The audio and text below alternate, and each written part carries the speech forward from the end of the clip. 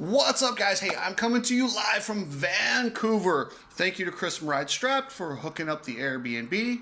This is raw footage from Vancouver today. They had them go out there on press day and it was soft. There's some big rocks in this dirt and it's gonna be gnarly. All the guys were kind of complaining about it, but it's soft for everybody. Dean Wilson called it the same as Seattle. And that makes sense. We're not too far from Seattle. It's very similar dirt. Maybe next year they'll get the rocks sifted out of this. But hey, it's the first time at this venue in how long?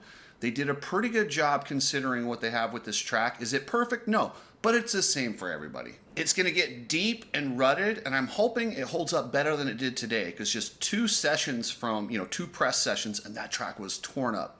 To do 4 motos of each class, that track's gonna be very, very beat up tomorrow.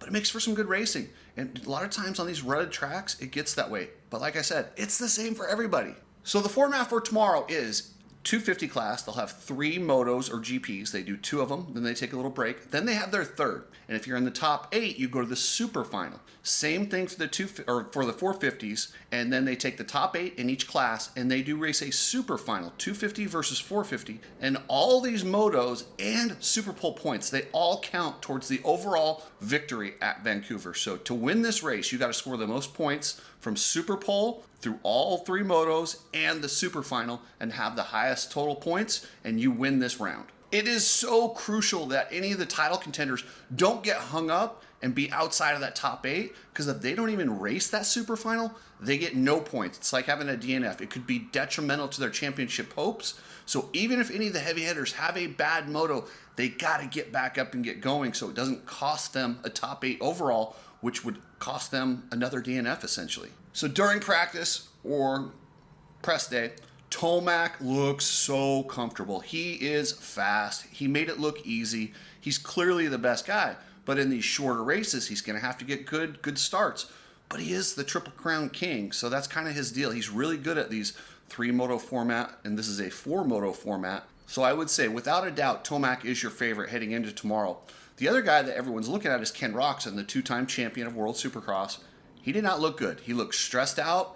I saw him walking around. He just didn't look like the typical Ken Roczen that I normally see. I don't know what's going on with him, if he's in his own head or what, but he didn't look good. He even got mad at Vince Friese for no reason, which you'll see in the raw footage. Vince kind of stalled out in the whoops because all the guys were going around the whoops towards the end of the session.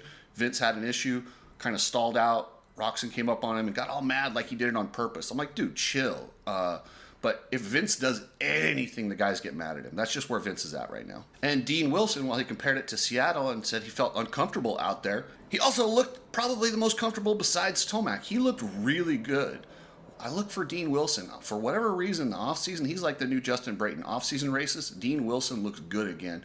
I see him making some noise and getting up there inside the top 5, maybe in the top 3. Another guy that kind of surprised me was Ryan Brees. He was consistently really good out there.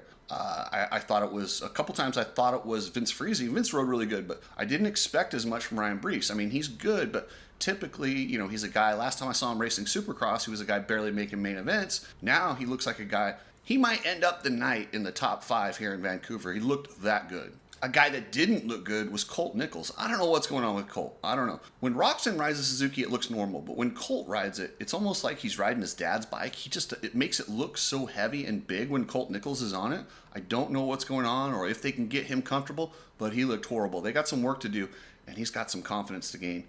But, I mean, he's got the talent. If you remember last year, he won the final moto at the final round. Like, he's got the talent to be a top guy, but, man, he did not look like it today. In the 250 class, you got your defending champion, Max Anstey, who's here just for this round. I'm curious if he wins this round and has the point lead, if they find a way to get him to the next 2, because I know he really wants to defend that championship, but he is here as a wild card, so we'll have to see. The guy that looked really good, though, even better than Max, was Cody Schock. I don't know how Cody Schock come out there and he was hitting the rhythm section. He was the first one to go 3.33. All the other guys, Enzo Lopes cased it really hard. Noah Viney cased it. A lot of these guys cased the first one really hard. It was hard to get out of that turn. Cody Schock made it look easy. I mean, he was doing it every lap, no problem. If you saw him do it, you'd be like, oh, yeah, it's just a simple 3.33. But it was not simple. It was very difficult, and Cody Schock looked good out there. Watch for this French guy, Calvin Fonville, I don't know how to say his last name. but he's 111. Kind of looks like Matasevich out there in the old days. He rides loose, but he was also pretty fast too. So watch for Calvin Fonville. Fonville or Fonville? I don't know which one it is.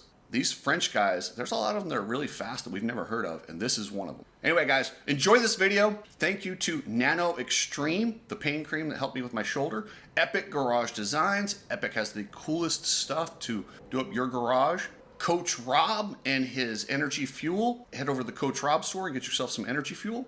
Ride Strapped, especially Ride Strapped, because Chris is the one that got me out here for this. Thank you, Chris. Unfortunately, he wasn't able to make it, but I'm here to enjoy it as Airbnb. And Precision Transport. If you ship anything, use Precision Transport. This is a great family-owned company. Hit up pretransport.com and they'll get you dialed in. So without further ado, guys, here's all the raw footage from today in the 450 class. I did a live during the 250 class, but those are really hard. It was shaky and the video doesn't come through as well. So I figured, you know what, let me film the 450s and then just get it to you a few hours later raw. So let me know if you'd rather I go live during the events or just do the edited footage. So here you go, guys. You need people like me so you can point your fucking fingers and say, that's the bad guy.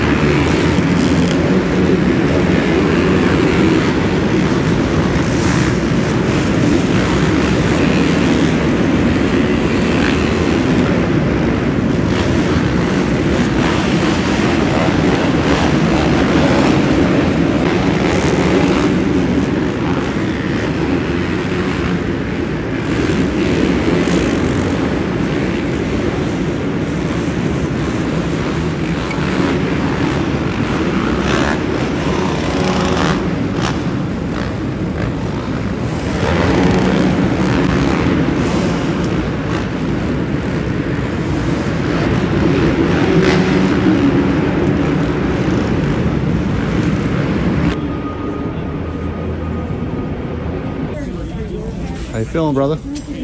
Good. Yeah.